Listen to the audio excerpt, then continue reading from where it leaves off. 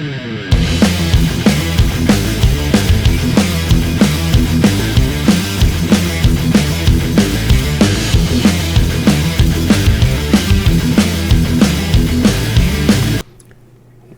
back, everybody, to what I'm calling Season 2 of the podcast. All screws loose, thoughts unhinged. So glad to be back. So glad to be in front of you guys, in your ears, and now, without further ado, in your faces with new camera, new setup.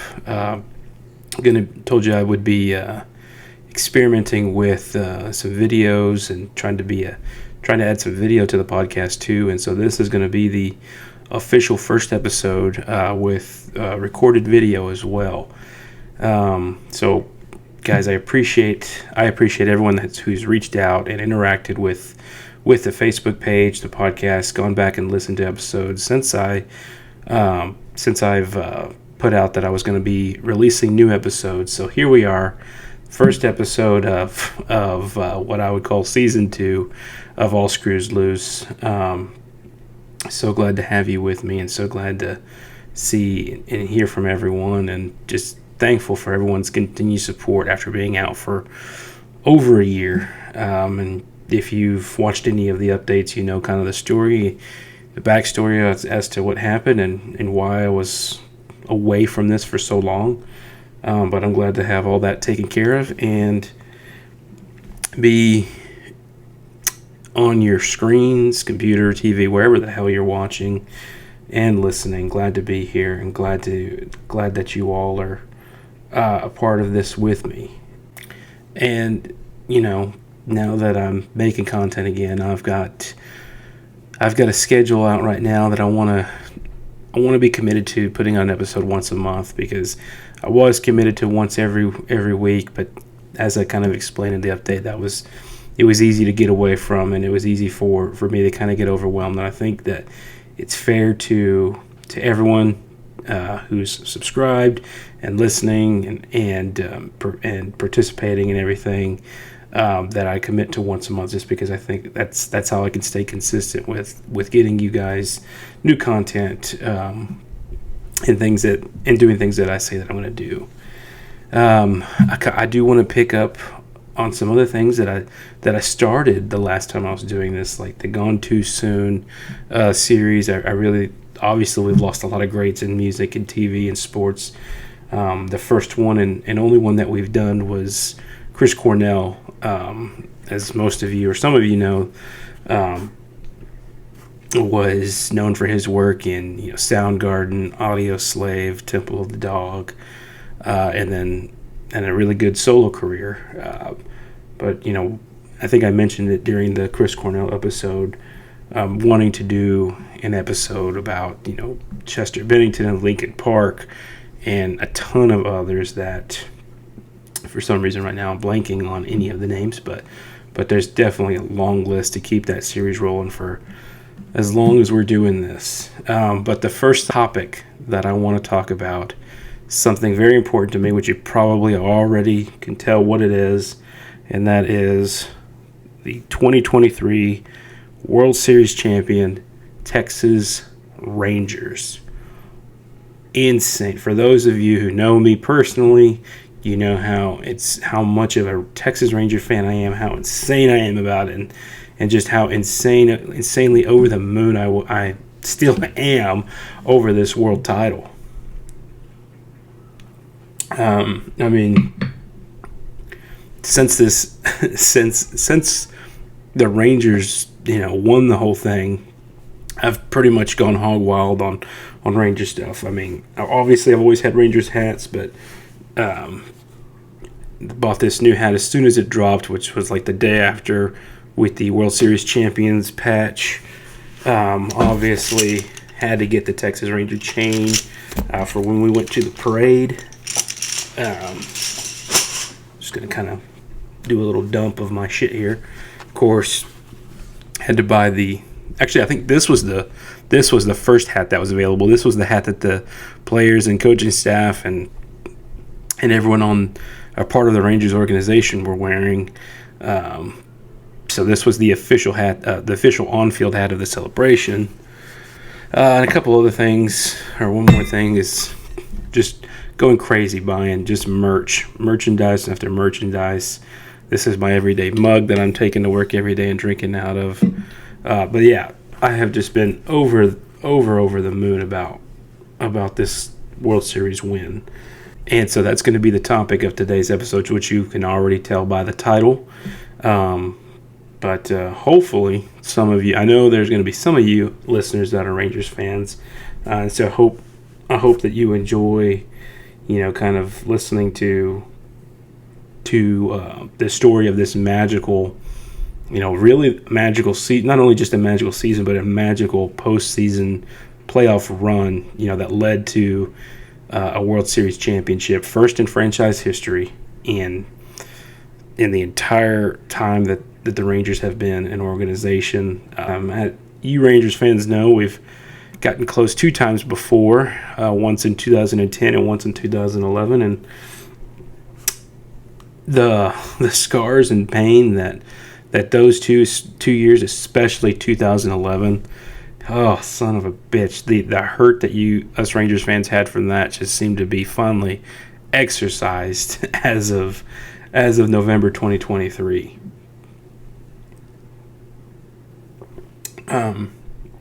But let's go ahead and get started and dig into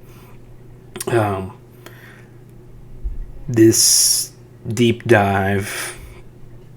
I don't know if I want to call it a deep dive or an explanation. It's more of just me getting to do what I love to do and talk about baseball, and not have to deal with anyone who may or may not be listening, because you can't just go up to a group of people these days, especially when you talk about baseball, because it seems to be almost the least popular of the big 4 professional sports in America, especially around the world. But so bear with me. This basically just me talking about shit that I want to talk about every day, and finally I have someone to listen to me about it. But as you've heard, as the title says, and as it's articulated over the Fox broadcast after Spores throws that high curveball to strike out Ketel Marte. 63 seasons.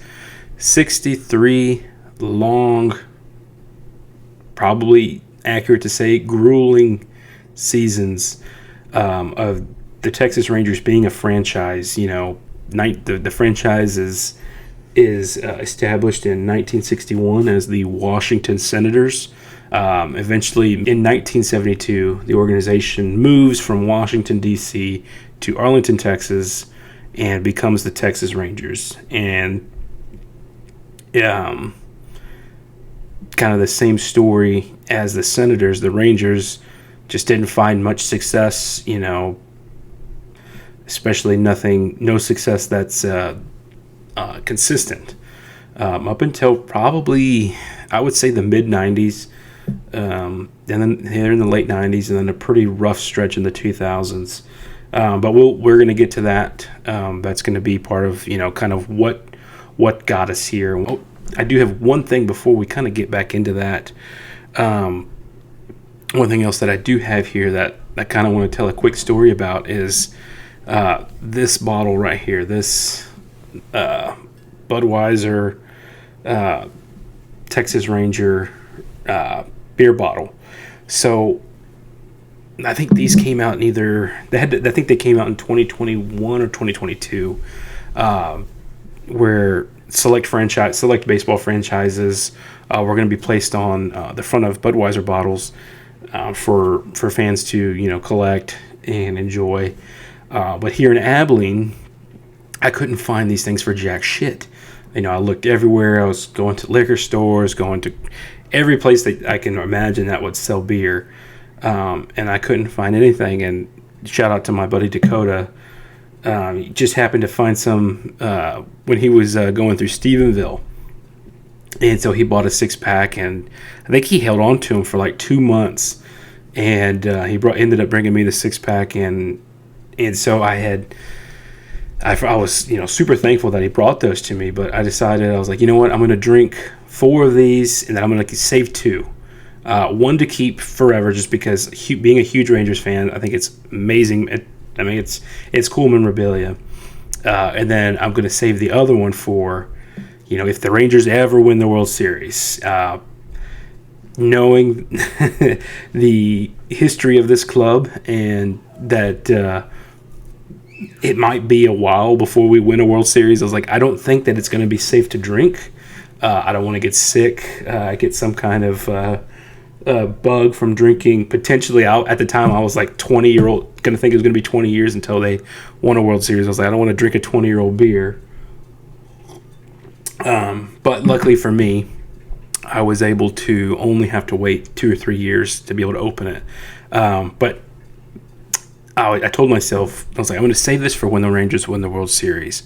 And what I'm going to do is just have me a little beer shower, just like they do in the clubhouse and in the locker room after they win. When they cover the whole locker room with plastic, and they just go hog wild and just start spraying each other with beer. I was like, that's what I'm going to do. That's what I'm going to say for this. As dumb as that sounds, but that's just how long and how much I've wanted this as a fan. I mean every fan always wants to see their team win, especially win a championship, not just win. And so actually, I do have a video of me playing it, and I'll go ahead and play it, and you'll see just how pathetic I am. But I did keep my word, and I kept that one and kept those 2 beers in the fridge, and waited for this World Series championship.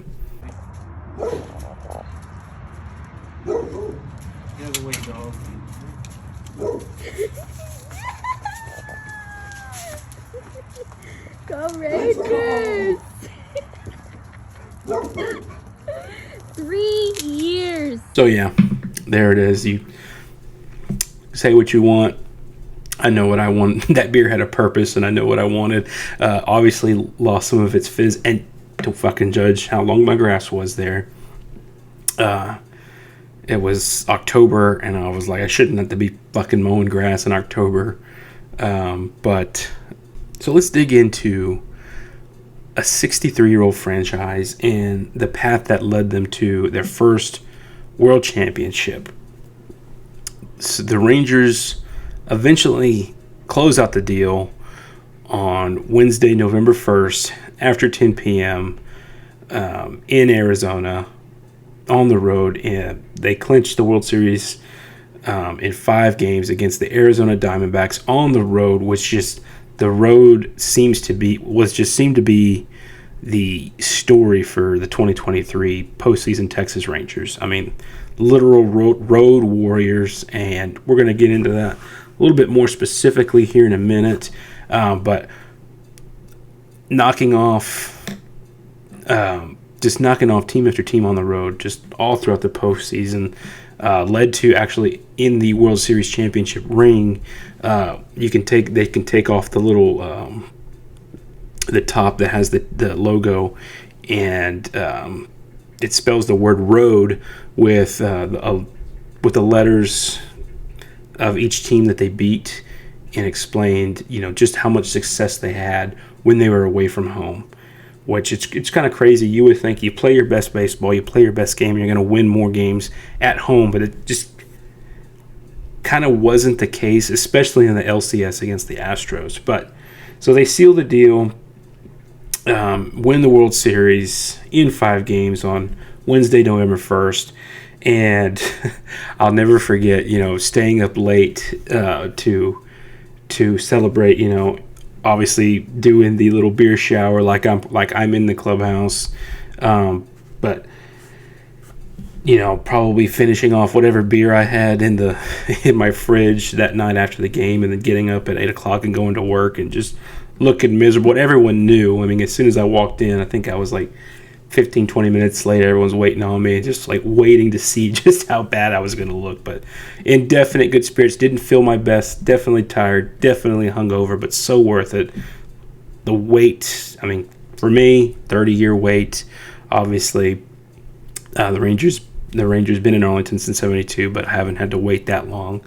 But the wait just made the victory taste that much sweeter. If you can't tell, one of the things I'm wearing right now is a new Rangers shirt that I just bought. Now, this one has nothing to do with the World Series, but it explains just how great us Rangers fans have had it over the last 365 days. Along with the little banner you see up here, the Rangers were able to host the MLB All-Star Game last week, actually. And it's the first time that the Rangers have held the game since 1995. But that's what this shirt is. This shirt is a exclusive to the 2024 All-Star Game. And I was fortunate enough to be able to go experience the All-Star Village and then attend the All-Star Game with my son, my 3-year-old son, and we had an absolute blast. We got a lot of cool stuff. I mean, he had a heyday. Just insane. But it's been such an amazing last whole year, just over a year of being a Rangers baseball fan.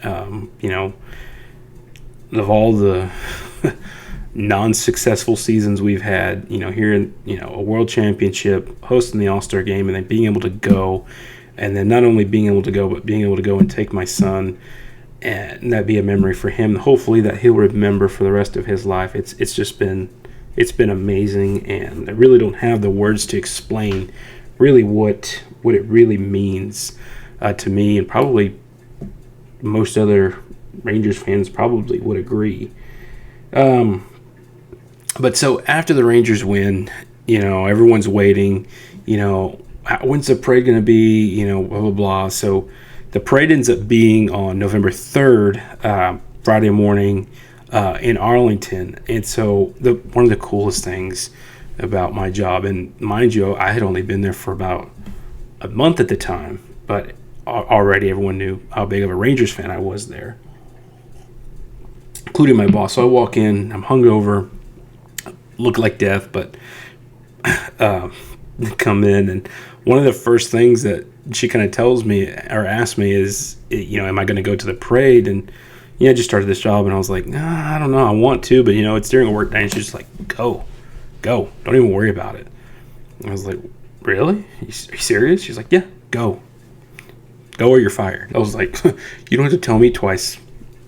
We're going. So I get on the phone, call my wife. I'm like, hey, blah, blah, blah. They said that I can go to the parade. No, it's short notice. Hopefully you can get off for work. And we ended up getting it settled where both of us got off from work. We took our son. We got up, I think, at like 5 a.m. Friday morning, and drove to Arlington.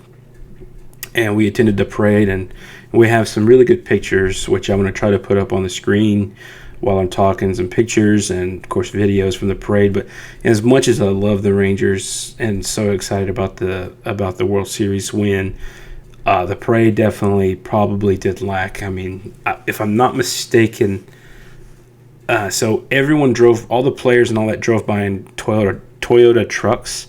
And if I'm not mistaken, somehow they didn't have enough trucks, so everyone had to they had maybe a group of 5 or 6 trucks, and everyone, so I guess they would drive a handful of players on these 5 trucks, go all the way around their path, and then drop them off and pick up the rest of the players, the next group, and then do the same thing. So it was kind of weird. I was expecting 2 or 3 buses or a few vehicles all together, everyone goes real slow, and you get to really see, but it was kind of like everyone was in such a hurry, and every truck was spaced out. It was just like, there's one. Oh, there's Corey Seager. Oh, there's Bochy in the trophy. So it was kind of lackluster. So I'm kind of hoping maybe we can do it again this year and get the parade right. But the parade was insane. I mean, the amount of people that showed up, I think, was north of 500,000.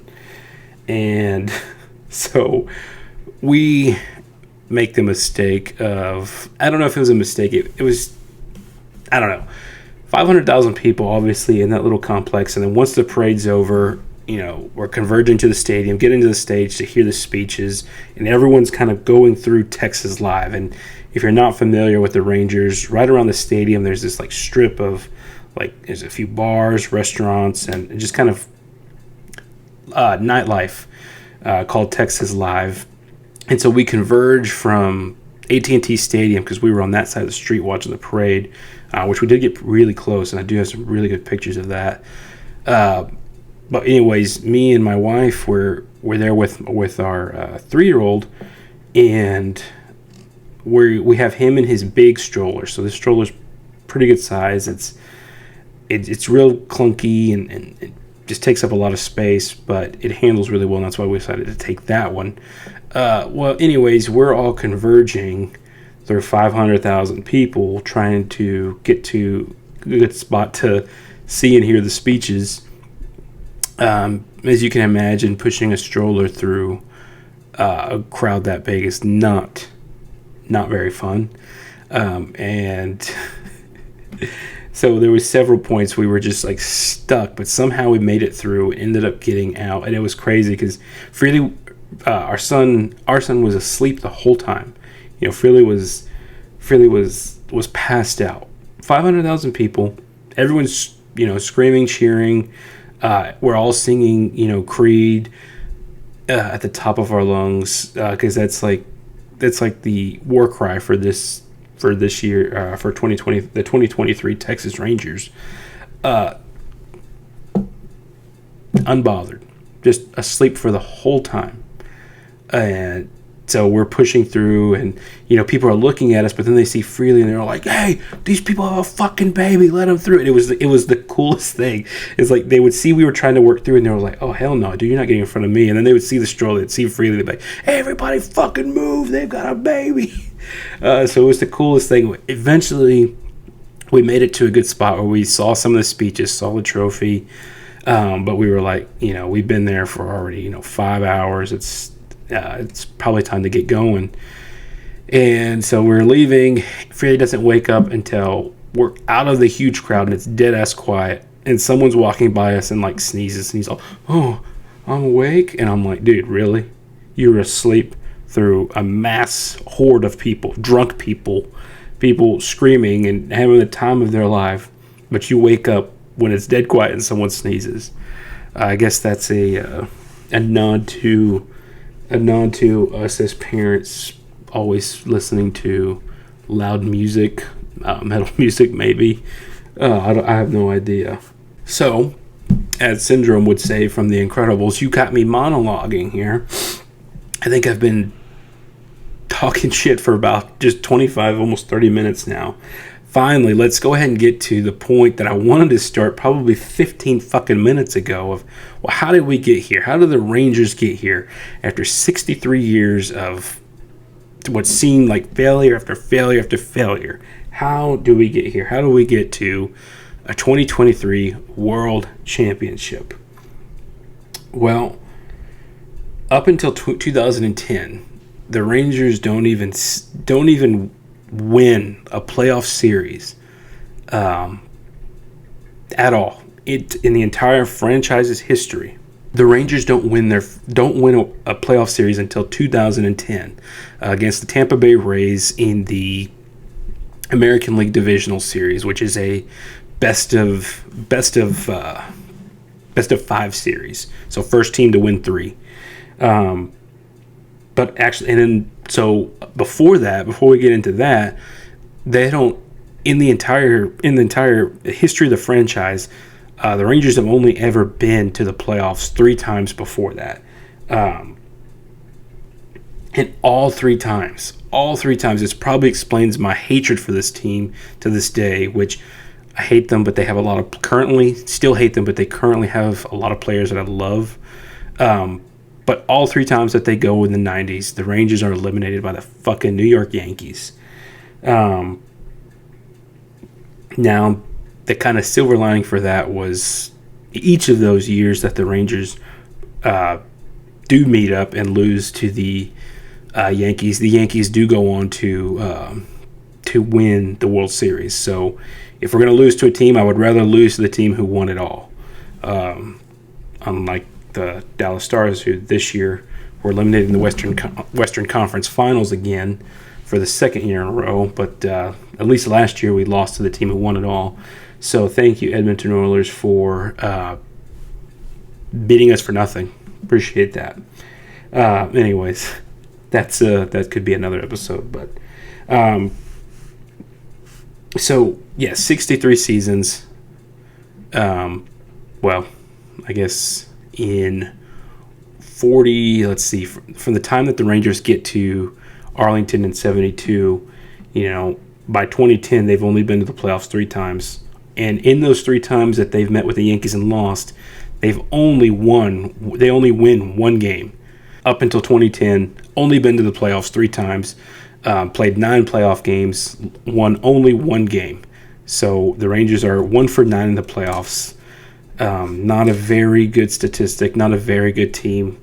No long-lasting success. I think one or two, a few divisional Western Division titles pre-2010, but nothing too shabby.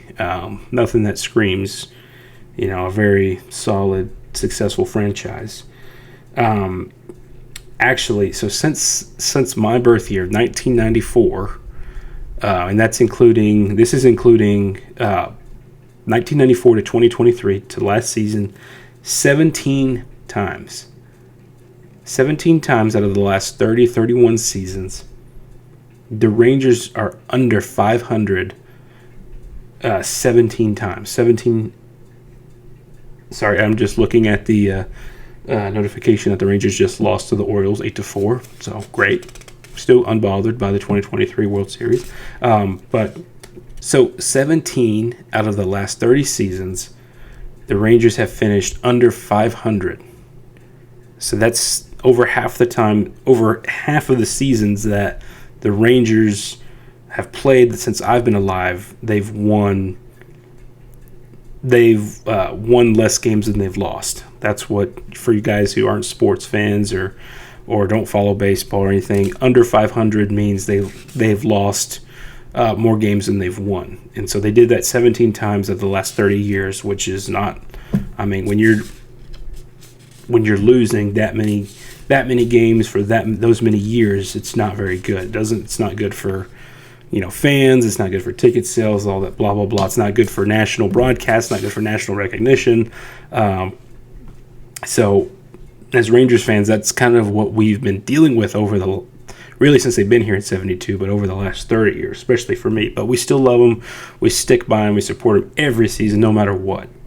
And actually, just 2 years ago, the 2021 season, the Rangers ended up losing over 100 games, which in an MLB season, there's 162 games. 162 games, and they lose over 100 of those games. That is a very, very bad team, ladies and gentlemen. Very bad team.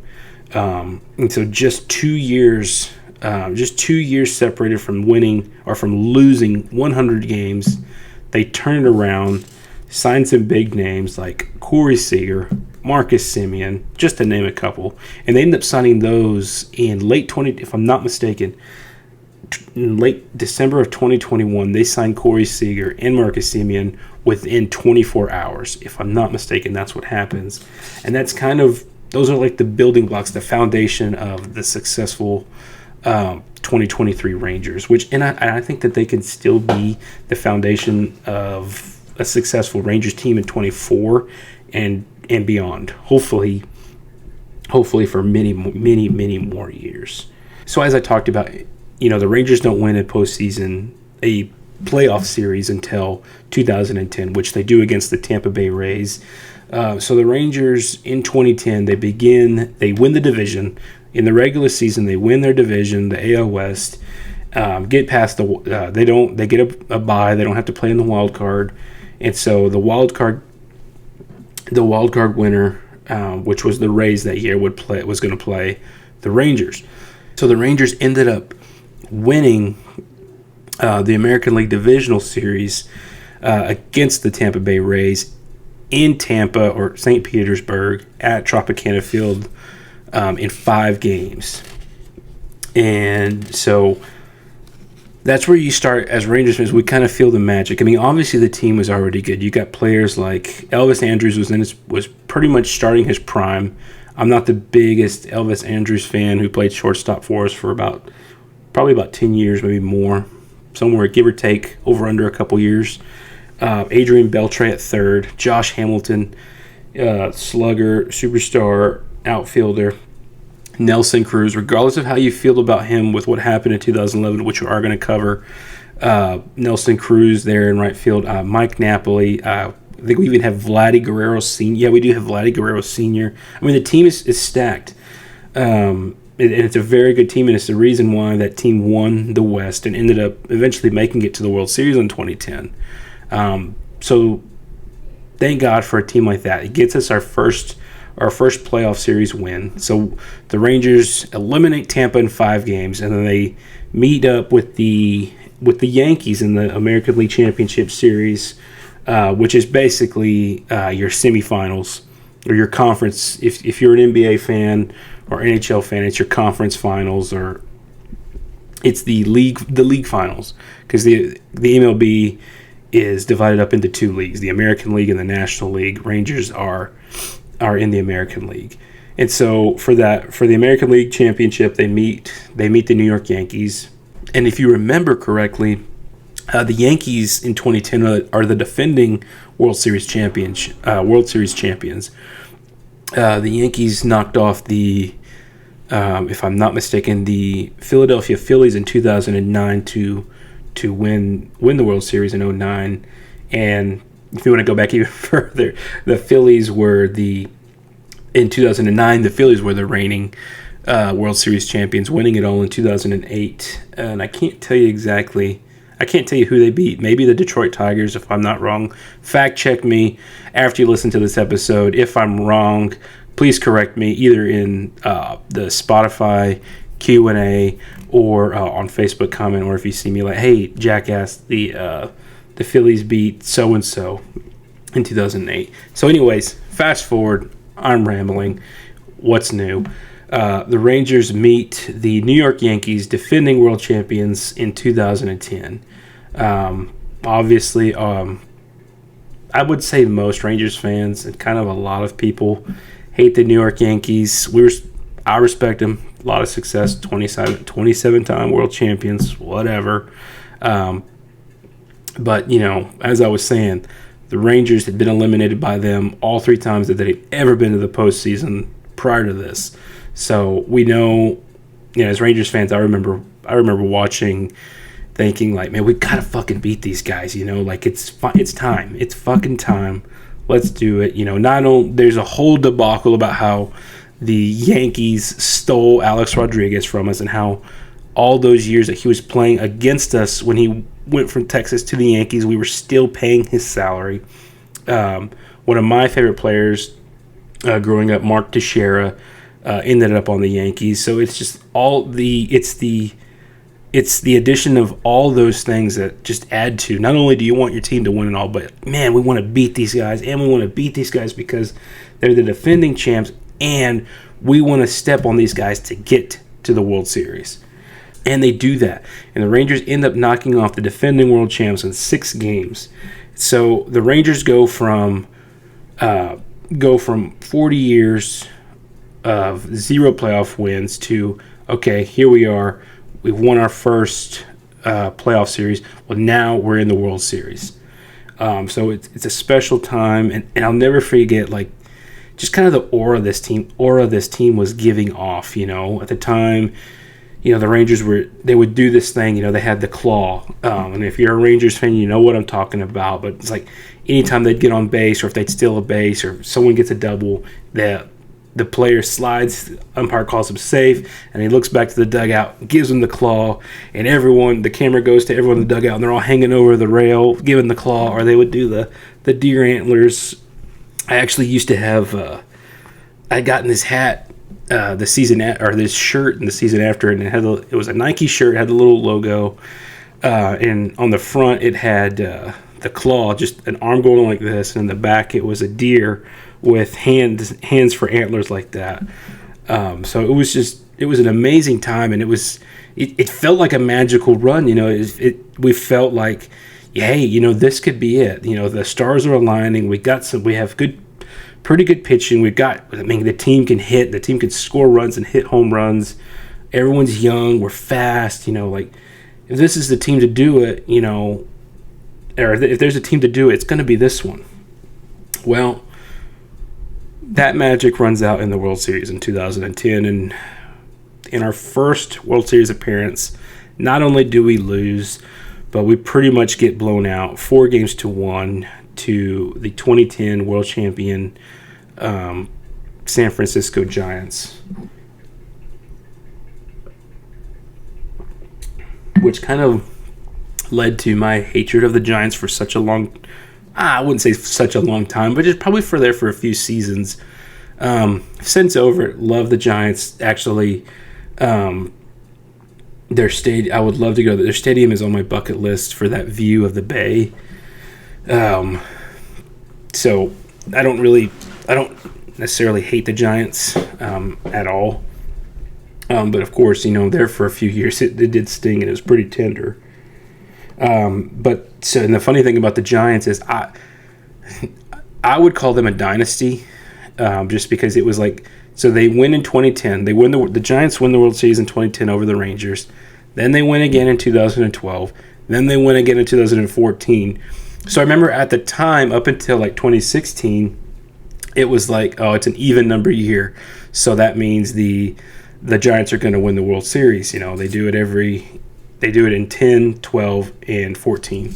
And relates to the Rangers, amazing. And I can't believe I didn't have this fucking written down, but here we go and talk about it. So the manager of the Giants at the time is Bruce Bochy, who is the current manager of the Rangers, who took the Rangers to the World Series last year and won it in his first season with the Rangers. So it's no surprise if you're keeping up with the Rangers. The Rangers aren't having an amazing season. I mean, we're under 500 right now. I think returning after the All-Star break, I think there's a chance for them to make a run.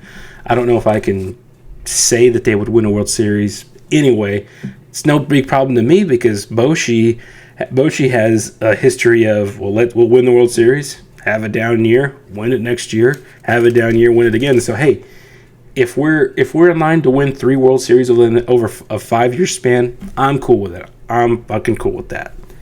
But anyway, so Bochy and the Giants start their dynasty and use the Rangers as their stepping stool. Sucks. Easy to get over now, though. So let's fast forward to the next season, the 2011 season, which, as good as the 2010 season was, 2011 is even better. Well, us Rangers fans, we know how it ends. And if you don't know, you're going to get to the saddest fucking story here in the next 5 minutes, hopefully. But in 2011, the Rangers end up winning even more games. I think they win 96 games in 2011 versus the 90 games that they won in 2010. So just short of winning 100. So if you're a team, like we talked about, if you're a team who loses 100 games, it's a pretty shit year. You're a pretty shit team. But if you're a team who wins 100 games, watch out. Likely you're going to be in the running for best team in all of baseball. But so we win 96 games for the second year in a row. The Rangers win the AL West division. And so we enter the postseason again, and so we bypass the wild card. We get a bye, and we're in the divisional series. And who do we see again? The Tampa Bay Rays. And this time we don't take 5 games to beat them. Actually, we only need 4 to beat them, and we beat them at the Trop in St. Petersburg again. So now that I think about it, as much as I hated teams at the time, like the Giants, for beating us, I bet you Tampa Bay Rays fans are punching fucking air for like 2 or 3 years when it comes to the Texas Rangers, because it's like 2 years in a row. We come into your building, and then we beat you. And we move on, just like we did this year or last year in 2023, except we meet them in the wild card. Getting ahead of myself, we're going to explain that. We're going to get to that. Don't worry. And so while we're facing the Well, we're facing the Rays in the divisional series. In the other American League divisional series, the Tigers were playing the Yankees. And if you would ask me, I would have probably, at the time, I probably would have picked the Yankees over the Tigers to advance. So it was almost like, there for a while, we were like, okay, we're moving on. We're almost going to have the same path as we did the year before. We're going to go with Rays, Yankees. Well, the Tigers ended up knocking off the Yankees, which I don't think I'll ever fucking be sad about. So we meet the Tigers in the ALCS. And we're able to close the Tigers out in 6 games. And for the second year in a row, we win the ALCS in front of the home crowd. And so the Rangers are going back to the World Series for the second consecutive year. And just like I was talking about in 2010, we felt like, if there's a Ranger team to do it, it's this one. Well, we said that in 2010, but in 2011, it just seemed even better. Obviously, the team won just a few more games in the regular season, but they had some magic to them. And like I said, the same aura was there. I mean, and you can't talk about the Texas Rangers without talking about the 2011 team and the eventual heartbreak that came up in 2011 as we lost in 7 games to the St. Louis Cardinals with those bums like Lance Berkman, David Freese. God, that up until 2023, up until November 1st of 2023, David Freese. I mean, it's a name that would make me just cringe. I mean, his fingerprints were all over the disappointment and failure that the 2011 World Series was. So, spoiler alert, the Rangers do not close the deal out in 2011. So, for the second consecutive year, the Rangers go to the World Series and lose. But at least this time they lose in 7 games. But before we get to Game 7, we have to talk about Game 6. In all of sports, the greatest words spoken are Game 7. Those are the 2 greatest words in sports. Game 7. Because that's winner take all. Winner go home. Well, the Rangers are up 3-2 in Game 6. And we take an early lead, if I'm not mistaken. And we take a lead into the 9th. We are one strike away from winning the World Series. The Cardinals are on the ropes, 2 outs, 2 strikes, and Neftali Feliz is pitching, I believe. Fact checkers, guys who know this shit better than me, or gals know it better than me, please correct me if I'm wrong, but I'm pretty sure Neftali Feliz, who was our just superstar closer at the time, I'll never forget Neftali Feliz. But anyways, so 2 outs. The Rangers are up by 1, if I'm not mistaken. And there's 2 strikes. All we have to do is get 1 more strike and we're World Series champions. 2010 is erased, and we win it all. And it just seemed like it was. I'll never forget where I was watching. It was at my parents' house, obviously, because this was my senior year of high school. And I was standing up because I was like, oh my God, this is it. We're about to win it. Pitch goes in. Hit. It's a fly ball to right field. It's not going to be a home run. I'm like, oh my God, this is it. All Nelly Cruz has to do is catch this ball, and the Rangers are world champions. Womp womp. Fucking bad read on the ball. Ball goes over, as you could tell by the picture. Ball goes over his glove, hits the wall. He does his little fucking dance. Can't get the ball in. Run scores. Tie ball game. Okay. So we're going to extras. Okay. Now, how baseball works, for those of you baseball fans who don't know, the road team bats first. So in an inning, if you're in 1 through 9, or if you're on extra innings after 9, The road team bats first. If they have a lead, or even if they don't, the home team always has an opportunity to bat last unless they're ahead. Which in extras they're not going to be ahead because the only reason we go to extras is because the score's tied. Anyways, enough over-explaining. Clear as mud as I made that. The Rangers we're once again one strike away in extra innings. We got a lead. Sucks to even say it, but 2 strikes to David Freese with 2 outs. We're 1 strike away from winning the World Series. Pitch goes to David Freese again. Puts a miraculous swing on it. Home run to dead center. And I'll never forget hearing that fucker Joe Buck's call. We will see you tomorrow night. Oh, fuck. Forced to Game 7. And, well, I don't remember Game 7 because I didn't watch it because I was playing football at the time. And I guess I'll eventually fucking get this out after I quit having a stroke. So, in high school, and where I'm from, there's 2 high school teams, both same district too, so rivals. And I don't know where balloons came from, but it's not a fucking happy moment. Anyways, so Game 7's going on while we're playing our rivals, and we ended up getting our ass beat. I think the score was 66-6, or 60-66 for those of you who don't like the 666. So yeah, I'll never forget coming off. We lose the game. We go kneel in the middle of the field, get our coach's speech about, keep our heads up, and then we sing our little school song and lock pinkies. And I'm pretty sure I had tears coming out of my eyes. And I walked to where my family is on the sideline. And I'm just like looking down, my helmet's in my hand, or I probably still have it on because I'm upset. And I look at my dad and I say, "Well, did the Rangers at least win?" No, I didn't have my helmet on because I remember what happened next. And he looks at my mom and he's like, "I don't even know if I should fucking tell him." And he goes, "No." So that's Game 7. The Rangers lose the World Series, and I'll never forget it. Just getting my helmet. Fuck. It's like, this is the worst day of my fucking life. Oh. So 2011 ends another magical run, another loss in the World Series.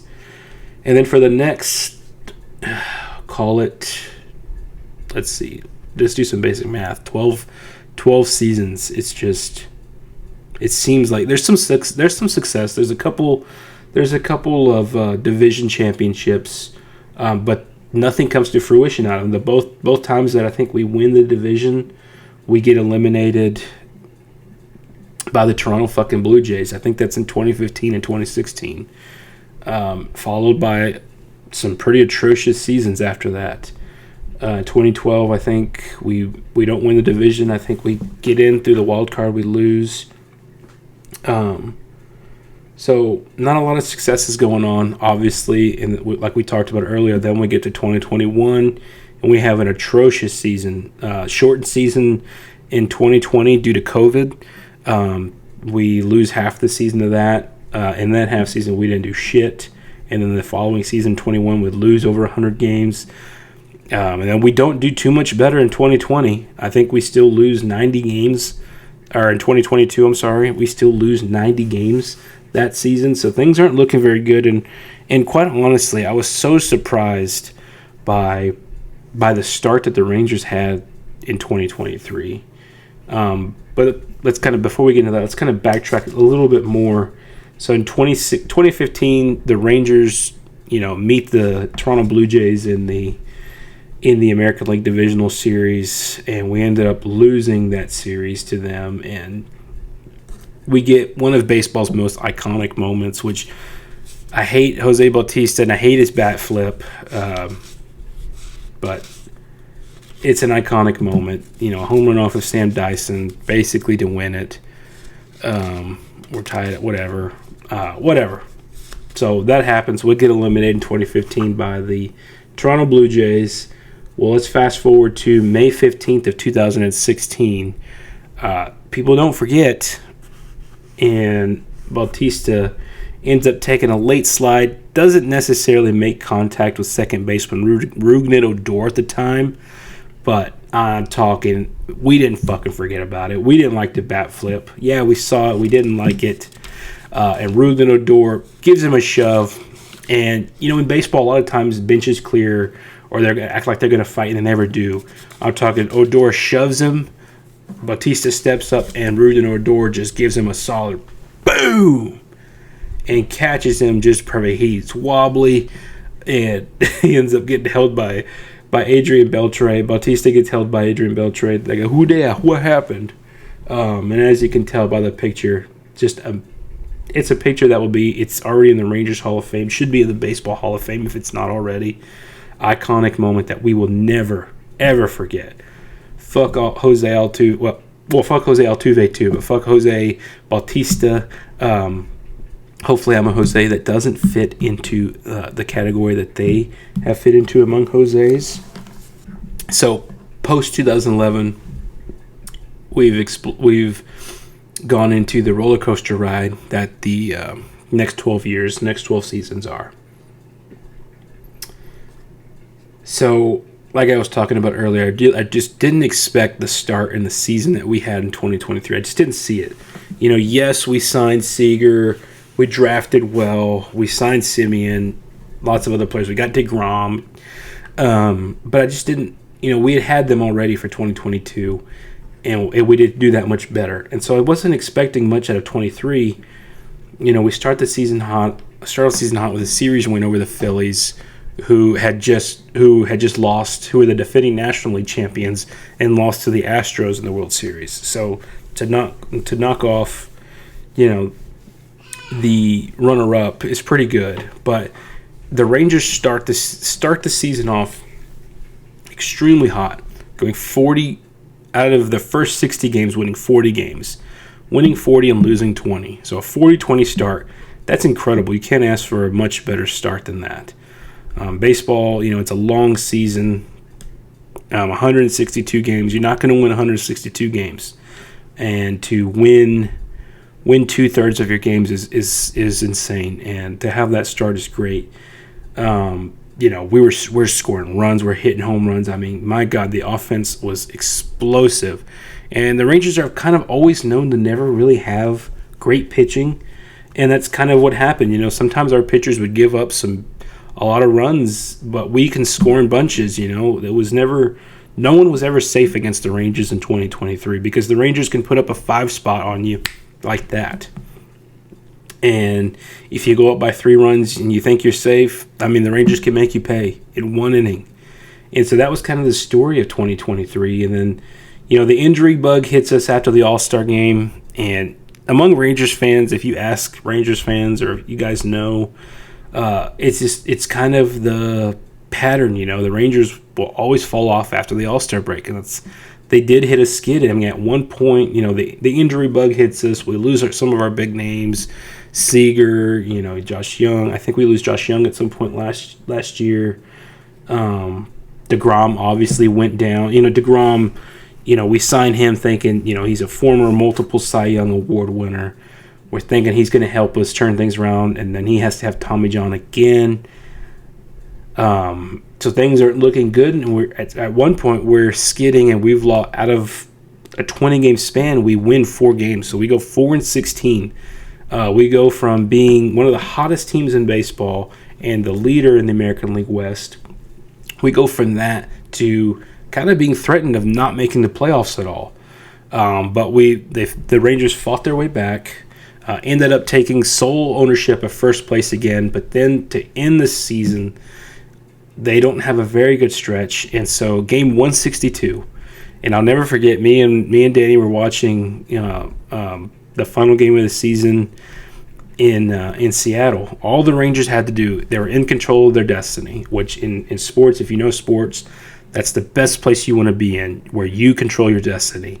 Win and you move on, or you clinch, or whatever.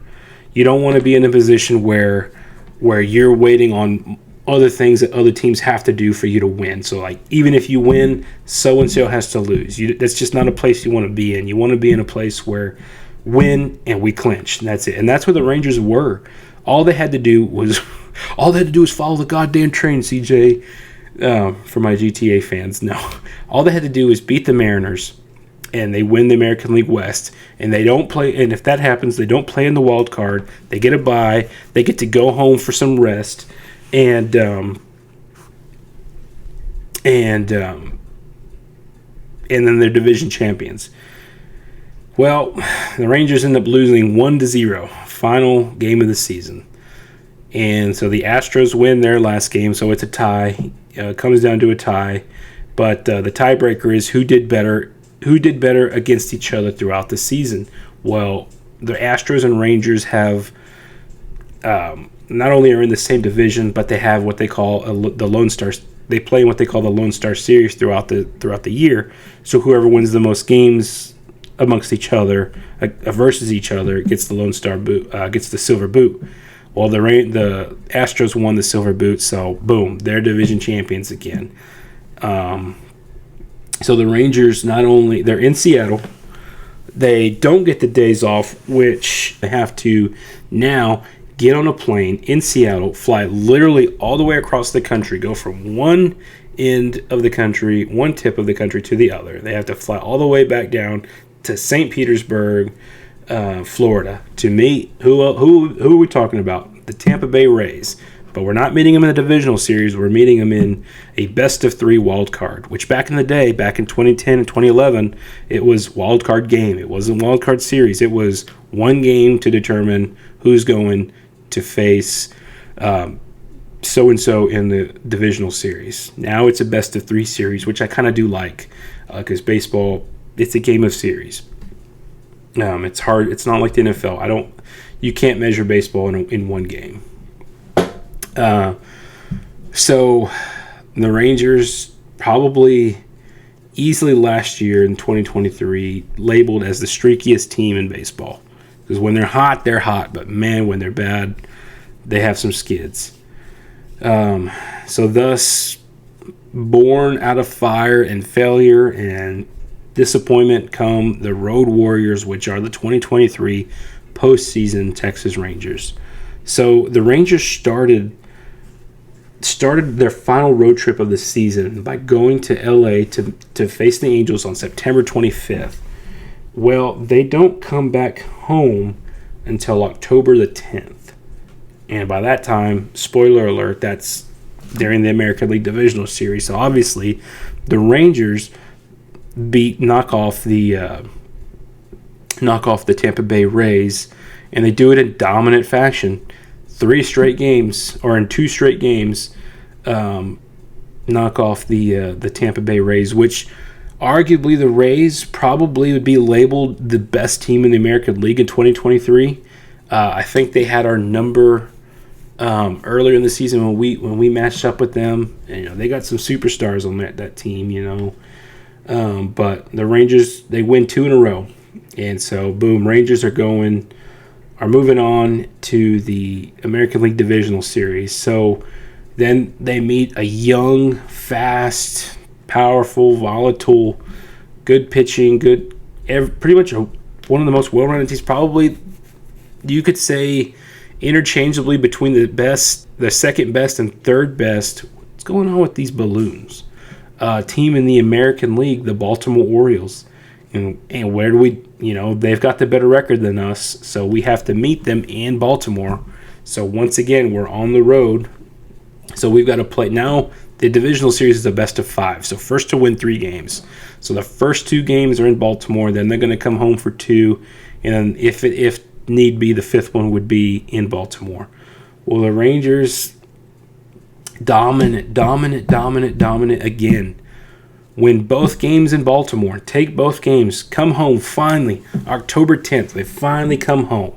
They're going to play in front of the home crowd. This is the first time the Rangers have ever played in a playoff game in this new stadium, because the new stadium opened in 2020. And they didn't make the playoffs. So this is the first time that the Rangers have played a playoff game in that stadium. And then the first time a playoff game has been in Texas, I think, since 2016. So you're looking at 7 years since playoff baseball's been in Texas. And honestly, at the time I was thinking, I was like, you know what? They've already won 4 games in a row. There's no way they win 5 in a row. Not in the playoffs. Not against a good team like Baltimore. Well, what do I know?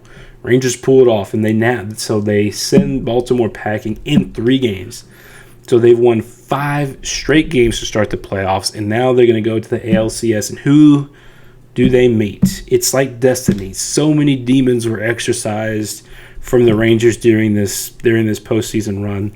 They're meeting their divisional rival, the Houston Asterix. The Houston Astros. Still not over 2017. Anyways, obviously Houston won the division over us, but so it was like, and I remember that's right. Houston was playing Minnesota, was playing the Twins, and I remember thinking, I was like, man, Houston's dangerous. I know how good they are. I know what they can do. I'd rather play Minnesota. I think we match better with Minnesota. But the Astros had different plans. And so the American League was going to be determined in Texas. So best of seven series with the American League, the ALCS, the American League Championship Series against the Houston Astros and the Texas Rangers. So once again, Road Warriors start the series off on the road in Houston. Houston, it is at Minute Maid Park. It's very tough to play. Very tough. The crowd's into it. The Astros, they can really wallop you. And the Rangers take the first 2 games. Against Houston, in Houston. So what's crazy is the 2023 ALCS reminded me it literally mirrored the 2019 World Series, where not a single home team won a game at home. And both times the Astros were on the losing side of that. So love that stat. Love that it happened again. Love that the Rangers were there to be on the winning side of that. So as we talked about earlier with the Nelson Cruz, it's like the Nelson Cruz miscatch is just like, it's a curse. To me it was a curse for the Rangers for so long. And so in game 1 of the ALCS, Altuve, I believe it is, hits a long deep drive to left field, and Evan Carter, our rookie, reaches up and just makes a fantastic jumping catch, and it's like almost mirrors Nelson Cruz, but he comes up with the catch. And to me, I remember thinking at the time, I was like, oh my god, he came up with it. And then I saw the replay, I was like, dude, it looks like Nelson Cruz's catch, but he actually goes through with it. Could this be what reverses him? What reverses the negativity that Nelson Cruz put on us? And that's why I was saying earlier, so many demons for the Rangers were erased or exorcised during this run. So the Rangers go on and they win games 1, games 2, and game 2 in Houston. So now they've won 7 games in a row to start the postseason. Unreal. The last team to do that was the Houston Astros in 2022, the year prior, and the Astros went on to win the World Series. And so, we're thinking looking really good. And at some point, you're like, are we going to sweep and just win every game, this postseason? And that is not the case. So the Rangers come home, and they're going to play 3 games in a row at Globe Life Field in Arlington. They're going to play games 3, 4, and 5. And I'll tell you this. The Rangers lose all 3 of those games at home. So they were up 2-0. By the time game 5 is done, the Rangers are down 3-2. And it's looking bleak. It's looking grim. And I like to try to stay positive. At the time, I was thinking, I was like, these guys are done. They're done. There's no way they march back into Houston and win 2 games in a row. It's not happening. And it's what I said when we were watching the 2019 World Series, when the Nationals went up the first 2 games. They won the first 2 games in Houston. Then they went back to Washington, and the Astros won games 3, 4, and 5. And the Nationals marched in the Minute Maid and won games 6 and 7. And but Game 5, oh my God, dude, Game 5 was a heartbreaker. We came back, tied it, took a lead, I think, and then that little short fucker, Jose Altuve, goes and hits a fucking bomb, puts them ahead, and then that's it. Jose Leclerc blows it for the Rangers again, and that's the... I like Jose Leclerc, but man, my God, it scares me when he gets on the mound because you never know what kind of performance he's going to have. So we're down 3-2, and I'm thinking, we might can win Game 6, but Game 7 in Houston against the Astros, man, that's going to be fucking tough. Enter Adolis motherfucking Garcia.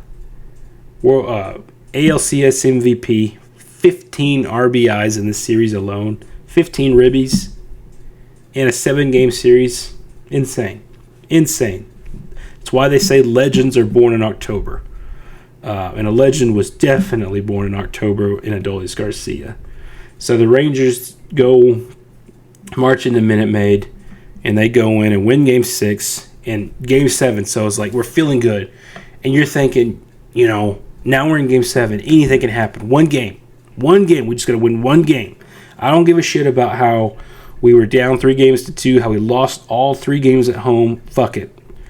All we got to do is win this one game. First inning of Game 7. Corey Seager, our savior, our Lord and Savior, Corey Seager, who doesn't show a lot of emotion. He's a very good leader. He's very quiet. He leads by example. And Corey Seager goes yard in the first inning. And I'll never forget when he's going around third base and Tony Beasley, our third base coach, he just gives him a nasty high five. And he gets fired up. And everyone, and the entire dugout just feeds off of that energy. And then, they don't fucking look back. And they explode for, I believe, 11 runs. I think we win either 11-5 or 11-7. Adolis Garcia, 2 home runs, 5 RBIs that game, just goes off, becomes the daddy of the Astros. The Astros had 2 daddies that series, so Adolis seemed to own them, and then Jordan Montgomery just seemed to own Yordan Alvarez, who's the Astros' big slugger. So 2 years from losing 100 games in 2021, and 12 years after losing their second consecutive World Series in heartbreaking fashion to the St. Louis Cardinals, the Texas Rangers defeat the Houston Astros in 7 games to win the World Series, or to win the American League, and move on to the World Series. And so the Rangers end up meeting the Arizona Diamondbacks, which for the first time we have home field advantage of during this postseason. So we're not going to start off on the road. We're going to start off in Texas. We're going to play the first 2 games in Texas, go 3 games to Arizona, and then if need be, come back to Texas for 2 games. Another best-of-7 series. Now, spoiler alert, obviously, the Rangers win the World Series, and they win it in 5 games. So they win 4-1. So when you look back, if you're not a baseball fan, you don't know anything about it, but you look at it, it looks like we steamrolled Arizona, but that was not the case. That series was harder than it looked. Game 1, oh my God, Game 1 heroics from Corey Seager and Adolis Garcia. Insane. Still watch them, still get that old feeling, still get chills. Amazing. You can't script it better than what happened in Game 1.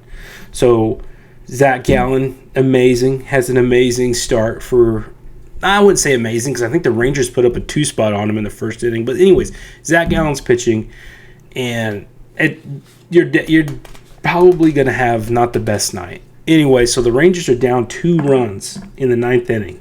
So in baseball, if you're not familiar, you have 9 innings as your regular, and at the end of 9, that's the game unless the game is tied. So Leody Taveras gets on base, and the Rangers are down by 2 runs. Paul Sewald, who is having a fantastic postseason, he's one of the best closers in the entire postseason, was on the mound for the Diamondbacks. But we just seem to be getting to him. We seem to have got to him all series long. So Leody Taveras is on base. There's one out, I believe. Corey Seager comes up to bat, and literally the Fox announcer for the World Series, I mean, he steps into the box and he says he could tie it up here on one swing. Sewald delivers, and Corey just smashes the ball to deep right field, and it was immediate. As soon as the ball left the bat, you knew this was a fucking towering home run to tie the game in the ninth, bottom of the ninth. I mean, like, you can't script that any better. And I'll never forget. I love Corey Seager's reaction as soon as he makes contact. He grabs the bat and he just and the dugout goes wild. The camera pans to Jonah Heim leaning over the railing and just hitting it. You have what's his name? Austin Hedgie, who I love him. He was such a character and personality for the Rangers. Everyone's just losing their mind. I mean, and I love the video of it without the announcer. It's just the crowd noise. And it was so fucking loud. And I'll never forget my reaction. This is at 10 o'clock at night. So my son's asleep and I have to celebrate so excitedly, so quietly. And it was insane. We were like, if we were thinking, fuck, man, we're about to go down 1-0. We're about to lose the first game of the World Series. And Seager just steps up there and ties the ball game. So then, Adolis is coming back up to bat. We're thinking, oh, maybe Adolis can hit a home run and end the game. Well, doesn't happen. We go to extras. We don't let them score. And Adolis Garcia ends up hitting a walk-off home run off of a sinker, I believe. Off of a sinker low over the middle of the plate. Home run. I'll never forget the call. Adolis just came off of that heroic, insane performance that in the ALCS that had led to him being the ALCS MVP. He comes off of that performance and then wins it, walks it off, and as the announcer says, Adolis hits a home run and the legend grows. So Adolis has, he comes off of that insane performance in the ALCS, earning him ALCS MVP honors with his 15 RBIs, and he hits the home run to walk it off in the bottom of I think it's the 10th or 11th. No, it's the 11th. In the 11th inning, and as the Fox announces and says, once he hits the home run, and the legend grows. So the Rangers win Game 1 of the World Series, and then just absolutely get walloped. What was it, 9-1 in Game 2? So we split the games in the first two games in Arlington. So series goes to Arizona, tied 1-1. Best of 7, obviously, first to get to 4 wins. So what do? We do what we do. We go and say it together. Say it with me, children. We go and be road warriors. Win games 3, games 4, and games 5 in Arizona to win the 2023 World Championship. And I'll never forget, I'm listening to the radio call on, because Game 4 was played on Halloween, on October 31st. So, Danny, my wife, is being a trooper. She's walking with my son and my nephew and all the other kids, going house to house, and I'm keeping pace, with the car. But I'm listening to the Rangers, to the broadcast to the car, and as other parents are driving by, and some of the other dads are like, "What's the score?" Blah blah blah, and they're like, "I'm listening too." And then so they win, and we get to Game 5. We're up 3-1. All we had to do is win this one, and I'm gonna tell you, we may have won 5-0, and that's a big margin. Looks like a blowout.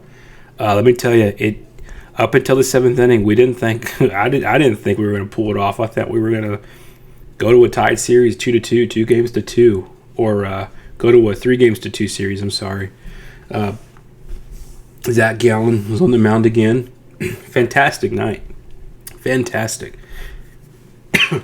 Took a took a no-hitter into the 7th. And who is it? Oh, let's back up. We lose Adolis Garcia in Game 3, I believe. We lose Adolis Garcia in Game 3 to an oblique injury, and he's ruled out for the rest of the World Series. He's out.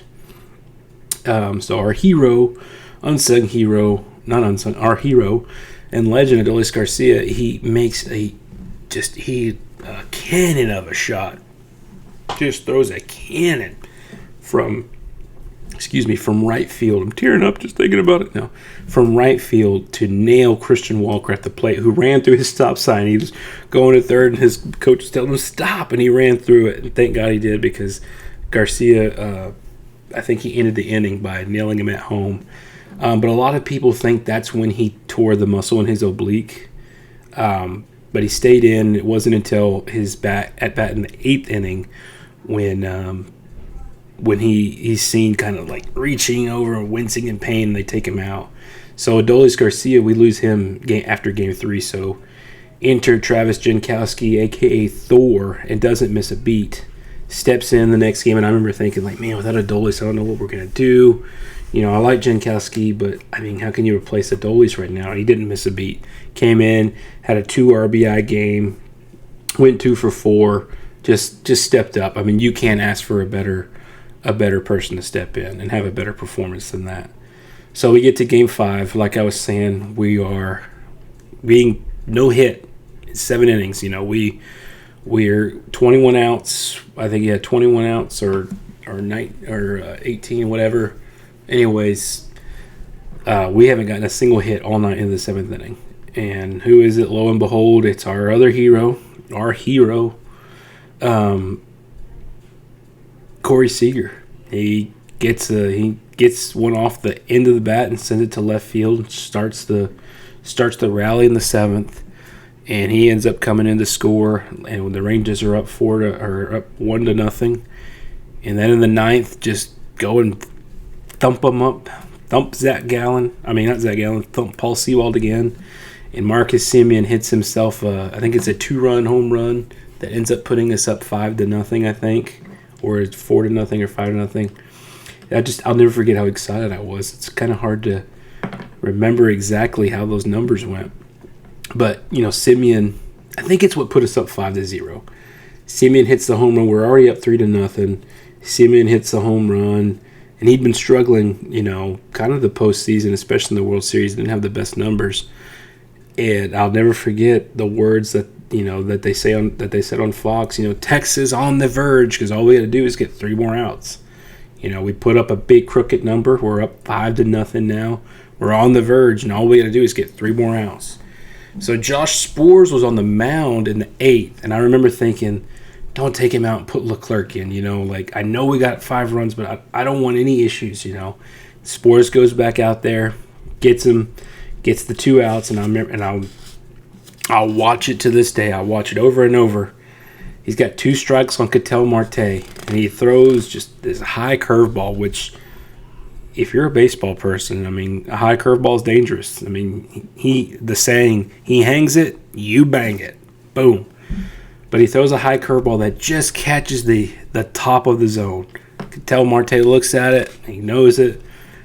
It's a strike, and the umpire, so the curveball goes in, catches the zone, and the umpire, and Sborz gets his glove and just spikes it, dude. And I think that glove made it to Cooperstown, to the Baseball Hall of Fame.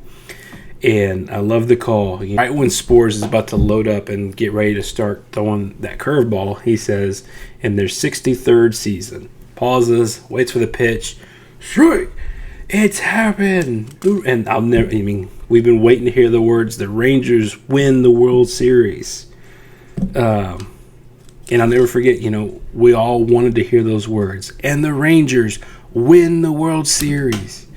And the party's on. And I'll never forget, you know, staying up all night, shaking my beer bottle, doing my little dance and celebration in my backyard, and listening to Creed. And so Creed, it was crazy. Creed was like their battle cry for the second half of the season. You know, things when they were going in that skid, things weren't going right. they changed up the music, and I can't remember who suggested they play and listen to Creed, and it got popular. They got hot listening to Creed. The word got out to the fans that, the guys are in the locker room listening to Creed. And so I know for the rest of 2023, November and December, I don't know what Rangers fan isn't listening to "Can You Take Me Higher?" Obviously I've always loved Creed, but now, it means so much more. You listen to it and you think of that magical 2023 run and championship. But I said it in 2010 and I said it in 2011. If there's going to be a team, it's got to be this one. Fate really seemed to be on the side of this team. You have Carter's extended grab in Game 1 of the ALCS. I firmly believe that reversed Cruz's botch. You have Seager's home run to tie the game in the 9th in Game 1 of the World Series. And then Adolis to walk it off. That undid Game 6. That with Carter's catch undid the demons that Game 6 left us Rangers fans. And not only, it's one thing to win, but to win in the fashion they did, drop the last game of the season, drop the division, get on the road. You've already been on the road for over a week, and then you're going to go on the road for another week. 2 weeks away from your family, 2 weeks without sleeping in your bed, and you go and you knock off two of the best teams in the American League in their own barn. And then you come home and you face your biggest rival, the Astros, who've had your number for years and years, and you knock them off in 7 games in their ballpark, and then cap it off by winning the World Series in the Diamondbacks ballpark. You can't script it better than that. It's insane. It's something that any Rangers fan probably will never forget. And that's why I think I went hog wild. I went to the parade. I bought all the merchandise because it's an experience that we never know when we're going to see it again. We can go back next year, the year after, this year, and we don't know if we're going to win it. All I know is you can't take this one away from us. And as someone who loves to talk shit to the Astros fans, who say that they have more World Series championships than us, you have the same amount. Yeah, the one in 2017 doesn't count, but that's for another episode, and that's just kind of in the normal competitive shit talking that we do as sports fans. But yeah, that is my coverage of the 2023 World Series champion Texas Rangers. Guys, we went through a lot. I honestly wanted to ease into this episode and put out a quick one, but here I've rambled for over an hour. So if you've made it this far, I appreciate it. I appreciate everyone's support and everyone reaching out, guys. I hope you guys continue to listen and tune in. I hope y'all continue to share, like, and interact. Like I said, there's going to be more of a presence from me on social media. I hope you guys continue to interact. If you have any comments, if you have any corrections, like I said, feel free to reach out either in Q&A on Spotify or post something on the Facebook page or leave me a comment or shoot me a message on there, please, guys. If there's something that you think you want to hear, or if you want to hear my take on something, doesn't necessarily have to be an episode, but if you want to know my opinion on anything, let me know. Message me, comment, Q&A, something. If you have those who know me personally, shoot me a text. But I thank you guys for being here. Thank you all for listening and getting through this return to glory, like Tiger Woods. No, this return of All Screws Loose, Thoughts Unhinged. I can't wait to see you guys next month, and I hope to hear from you guys real soon. Thanks, guys.